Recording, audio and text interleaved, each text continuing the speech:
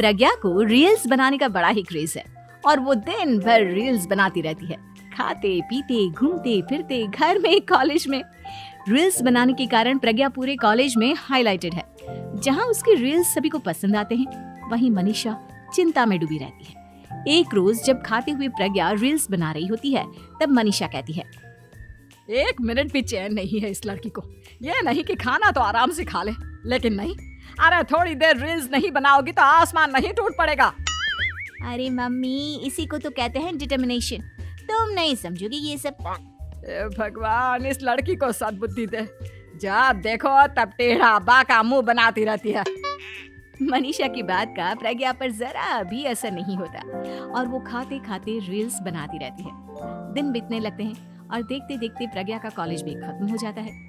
आए दिन कोई ना कोई मनीषा को प्रज्ञा की शादी करवाने का सुझाव दे जाता है।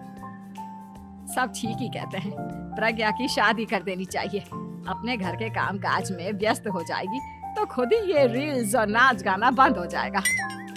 मनीषा और प्रेम प्रज्ञा के लिए एक अच्छा लड़का ढूंढने लगते हैं और तभी विकी का रिश्ता प्रज्ञा के लिए आता है, जिसने प्रज्ञा को उसकी रील्स देखकर पसंद कर लिया था। अगले दिन विकी अपने माता पिता के साथ प्रज्ञा के घर पहुंच जाता है और प्रज्ञा साड़ी पहने हाथों में चाय की ट्रे लिए उनके सामने आती है। जब विकी को पसंद है तो हमें भी बहू पसंद है। बहन जी, आप बारात की तैयारी कीजिए।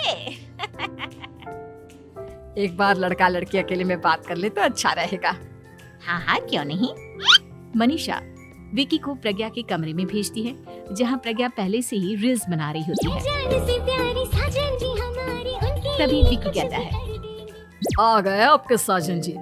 हमारे साथ ये रील्स कंप्लीट करती तो और भी अच्छा रहता।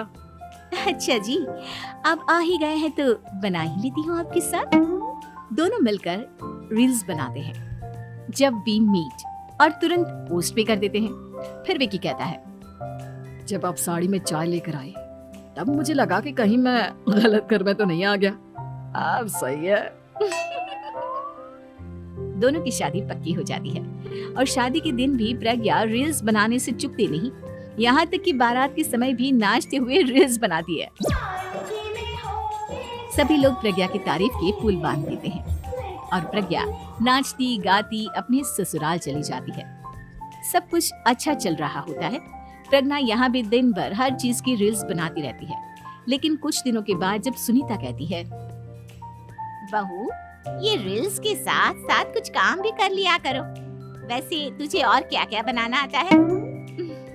मम्मी जी, वैसे तो सब कहते हैं कि मैं सब कुछ अच्छा बनाती हूँ, लेकिन मुझे लगता है कि मैं मैगी अच्छा बना लेती हूँ। हाँ, कॉफी भी अच्छा बना लेती हूँ और मुंह तो सबसे अच्छा बना लेती हूँ। हैं? अच्छा अच्छा। सुनीता अपना माथा पकड़ लेती है और कहती है, बहू, कुछ खाना बनाना भी सीख लेती। मम्मी जी, मैं लंबी प्लानिंग कर रही हूँ। जल्दी ही मैं इतनी फेमस हो जाऊंगी कि मुझे पैसे मिलने लगेंगे। हम दोनों सास बहू राज करेंगे, राज। नौकर काम करेंगे और लोगों की तो लाइन लगेगी हमसे मिलने के लिए। तेरा दिमाग खराब हो गया है क्या बहू? हंसी मजाक तक ठीक है, लेकिन इस तरह घर नहीं चलते। जितना जल्दी हो इस घर के तौर तरीकों को सीख लो। प्रज्ञा मुंह घुमाकर चली जाती है और तुरंत उसी वक्त एक रील बनाती है। ये देख सुनीता का गुस्सा 7वें आसमान पर चला जाता है और विक्की के घर आती ही सुनीता उसे सब कुछ बताती है। विक्की भी अब प्रज्ञा की इन हरकतों से परेशान हो जाता है। तुम टेंशन मत लो मम्मा, मैं देख लूंगा। विक्की कमरे में जाता है तो देखता है कि प्रज्ञा रील्स बना रही है। विक्की बड़े ही प्यार से प्रज्ञा से कहता है, प्रज्ञा, इन सब के लिए मैं तुम्हें मना नहीं कर रहा हूँ, लेकिन फिर भी हर वक्त तो ये अच्छा नहीं लगता ना। समझने की कोशिश करो, मुझे भी तुम्हारा थोड़ा वक्त चाहिए। मैं जब ऑफिस से आता हूँ तो मुझे समय देने की जगह इसी में लगी रहती है। तुम ज्यादा ही सोच रहे हो। तुम भी मेरे साथ रील्स बनाओ ना, तुम्हें भी बहुत अच्छा लगेगा। तुम्हें इज्जत से कोई बात समझ में नहीं आती क्या? दिमाग खराब हो गया है तुम्हारा इस चकाचौंध से। अगर तुमने अपना रवैया नहीं बदला तो मैं तुमसे दूर चला जाऊंगा। तुम ही रिश्ता लेकर आए थे, मुझे लड़कों की कमी नहीं थी और ना आज है। विक्की दरवाजा पटक कर चला जाता है। धीरे धीरे विक्की प्रज्ञा से दूर होता जाता है।